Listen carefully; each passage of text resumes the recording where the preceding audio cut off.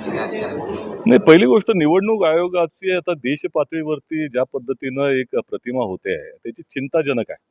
त्याचं कारण असं आहे की विरोधी पक्षांवरती ज्या पद्धतीनं तात्काळ कारवाई होते त्या पद्धतीनं सरकारी ज्या काही यंत्रणा आहेत ज्याचा दुरुपयोग केला जातोय त्यावरती कारवाई केली जात नाहीये. आणि ज्या वेळेला पंतप्रधान असतील, मुख्यमंत्री असतील किंवा जे काही भारतीय जनता पक्षाचे किंवा त्यांच्या जवळचे लोकांचे महत्त्वाचे नेते असतील त्यांच्याकडनं जेव्हा आचारसंहितेचं उल्लंघन होतं त्यावेळेला मात्र कारवाई ही होताना दिसत नाही.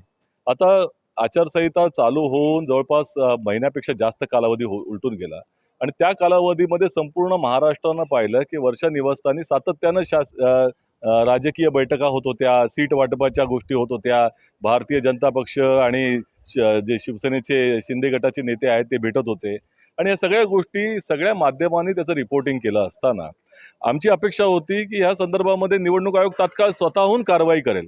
परंतु ती कारवाई होताना न दिसल्यामुळं मी स्वतः त्याची तक्रार केली आणि त्याची मग नंतर त्या ठिकाणी निवडणूक आयोगाने दखल घेतली आणि मग त्याची विचारणा मुख्यमंत्री कार्यालयाला केली.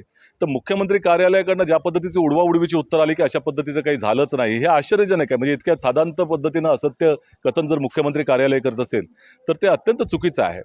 तरी देखील त्या संदर्भामध्ये निवडणूक आयोगानं मला बोलवलं होतं आणि सांगितलं होतं की तुमचं मत काय आहे या संदर्भात सांगावं. आता हे सगळे जे काही पुरावे आहेत ते सार्वजनिक पटलावर आहेत, तुमच्यासारख्या सगळ्या माध्यमांनीच रिपोर्टिंग केलेलं आहे.